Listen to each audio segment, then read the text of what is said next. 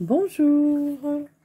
Alors aujourd'hui une petite vidéo pour vous parler du lion parce que le plein soleil est tout de suite au début du signe, donc on se prend la nouvelle énergie de la nouvelle personnalité direct tout de suite dans les premiers jours. Donc il est important de comprendre quels sont les effets de cette nouvelle personnalité qui se met en place. Alors, dans le bélier, nous avons eu plein d'idées. Dans le taureau, nous avons choisi une idée, même si on n'en a pas eu conscience, on l'a choisi cette idée. Dans le gémeaux, on a dû faire le choix entre l'ancien et le nouveau.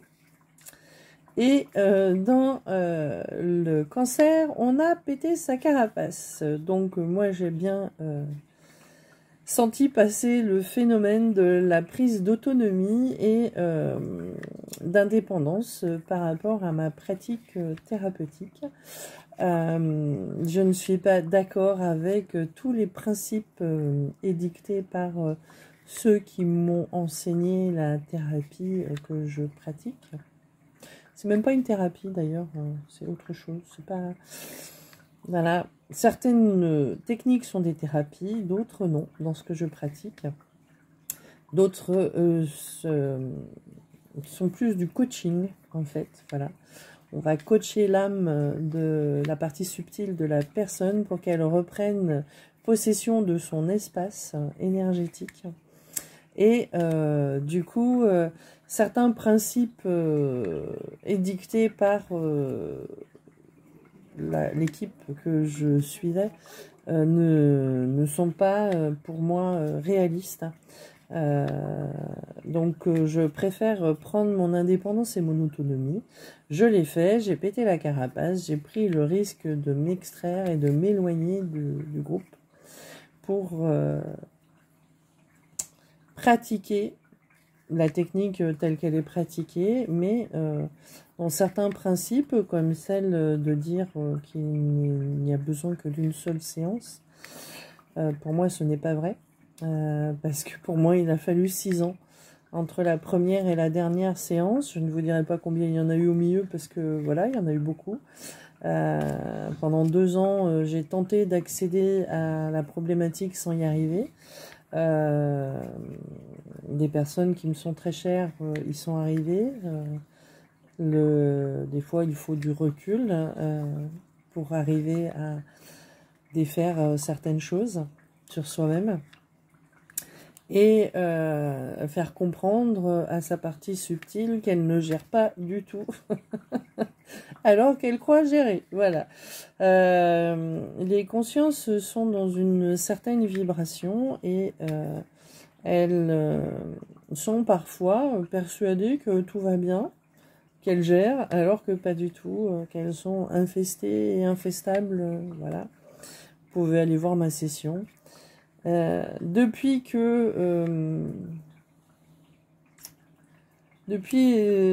cette énième session que j'ai fait, où j'ai enfin réussi à ce que mon espace énergétique m'appartienne, à moi et uniquement à moi, que les entités ne puissent plus y rentrer à leur guise.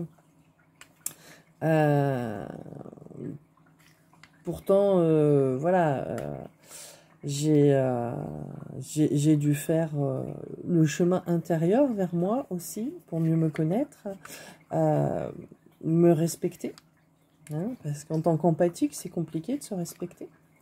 On a tendance à vivre et baigner dans l'énergie de l'autre, donc c'est compliqué de ne pas prendre à sa charge le chemin de l'autre.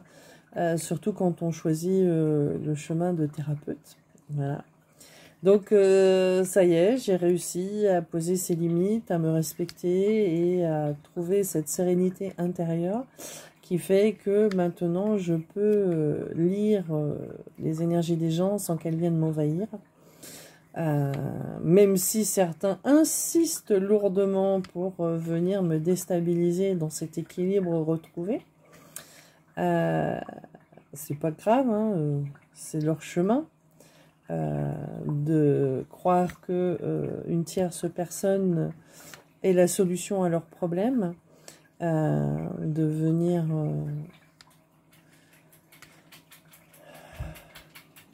dire au thérapeute qu'il n'a pas fait correctement son travail alors que la part de travail qui lui incombait a été faite et que c'est la part qui incombe à la personne elle-même qui a du mal à se mettre en place.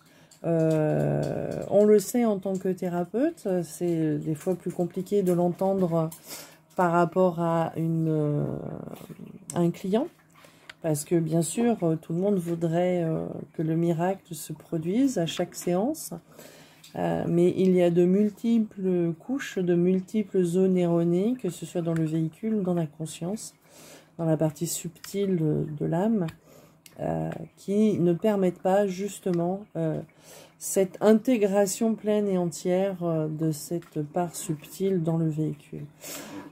Au jour d'aujourd'hui, cet accompagnement que je le fais maintenant vraiment dans le respect du chemin de l'autre. C'est-à-dire que je fais ce que j'ai à faire sur la séance ou la session qu'on me demande. Et après, à la personne d'utiliser ou pas le travail qui a été fait pendant cette session pour continuer le chemin. C'est pas toujours simple de comprendre qu'on est responsable de ce qui nous arrive. C'est même, surtout quand on se positionne en victime, c'est compliqué d'intégrer que nous sommes victimes parce que nous le voulons bien. J'ai fait ça pendant longtemps. Tout le monde était contre moi. Mais c'est à moi de monter mon curseur. Je l'ai monté, j'ai trouvé cette sérénité intérieure. Et donc je sais maintenant que chacun est responsable de son propre curseur. Je peux accompagner les gens vers eux-mêmes, mais je ne peux pas les obliger à se respecter. Je ne peux pas les obliger à faire le reste du chemin. Une fois qu'on a coaché la partie subtile de la conscience, on ne peut pas obliger la conscience à faire le travail qui lui incombe. C'est son choix ou pas. Moi, la mienne, elle a mis longtemps à s'intéresser à la matière. Ça a été compliqué, c'est pour ça que je sais que ça peut être compliqué. Et après, au véhicule, d'aller se regarder en face et de se dire, est-ce que je suis alignée avec moi-même? Est-ce que je pourrais vivre avec une personne comme moi en face de moi?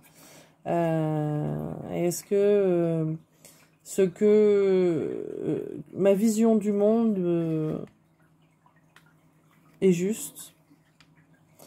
Ben pas toujours, parce que tant qu'on est dans le triangle de Karpman, bourreau, victime, sauveur, et qu'on considère le thérapeute comme un sauveur, ou que le thérapeute se considère comme un sauveur, ce n'est pas équilibré.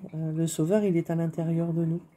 C'est à nous de nous sauver. On peut aller voir des personnes pour nous accompagner, pour nous aider à comprendre quels sont les fichiers erronés qui sont en cause dans ce système de fonctionnement. Mais le thérapeute ne pourra jamais aller faire sauter le verrou sans que vous ayez accepté que cette situation, c'est vous qui la maintenez en place, en fait. Voilà.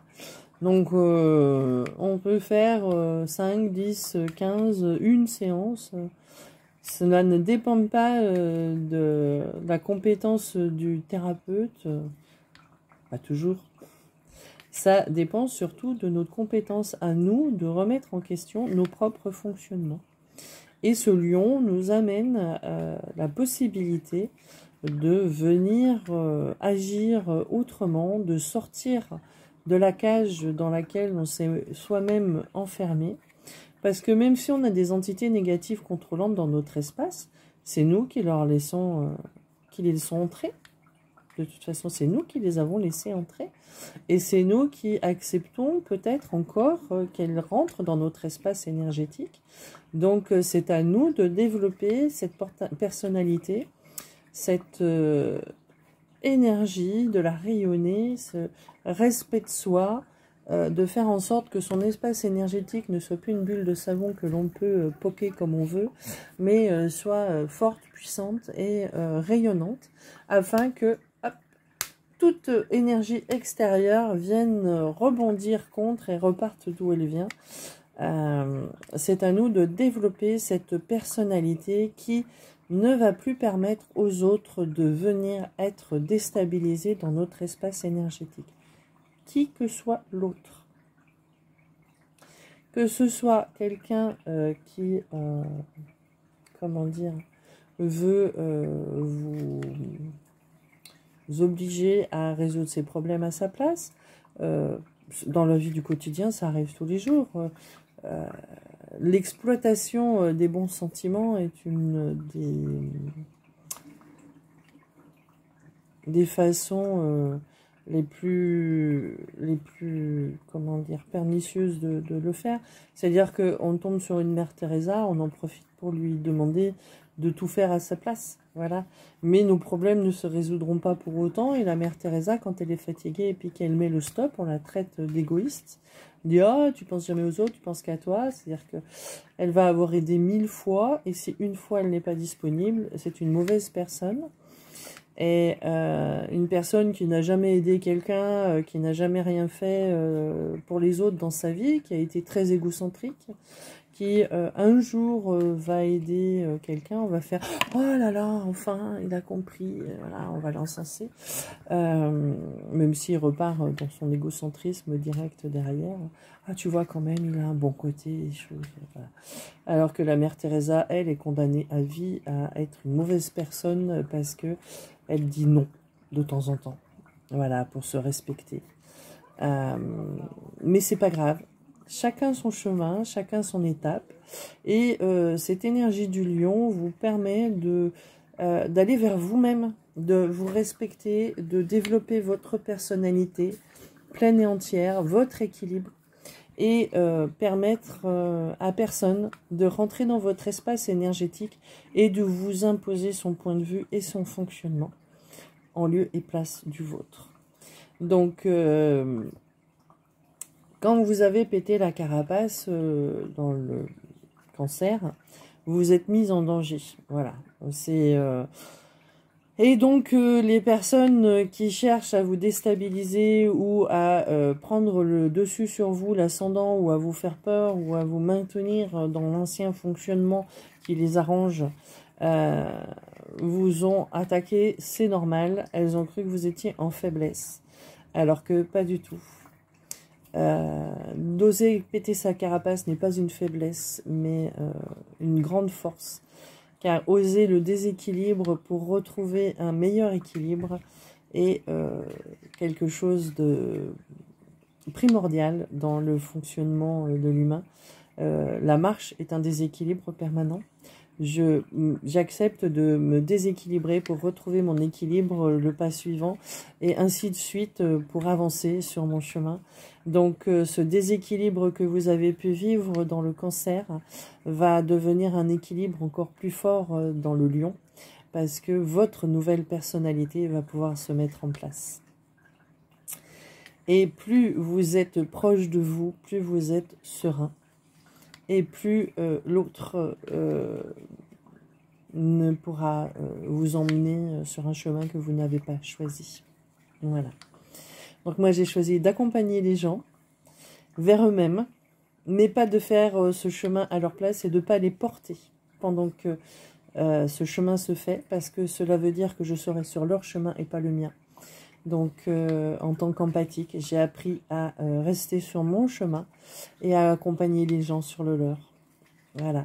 Donc, je vous souhaite une bonne connexion à vous-même pendant ce mois du lion. Bien rayonner. Et mesdames, n'oubliez pas qu'il y a aussi la lionne. Et que la lionne est peut-être des fois un peu moins tendre que le lion. Voilà. Quand elle protège ses petits ou son territoire, elle va être un peu plus virulente que lui. Donc ne vous étonnez pas que les lionnes soient des fois un peu plus rugissantes que les lions. Voilà, Et dans la Vierge, le signe qui suit, vous allez rééquilibrer tout vos corps, toute votre énergie avec cette nouvelle personnalité. Donc je vous souhaite une très bonne émergence de cette nouvelle personnalité pendant ce mois du Lion, et de vous respecter de plus en plus, et de ne laisser personne vous déstabiliser et vous dire comment faire les choses à votre place. À tout bientôt!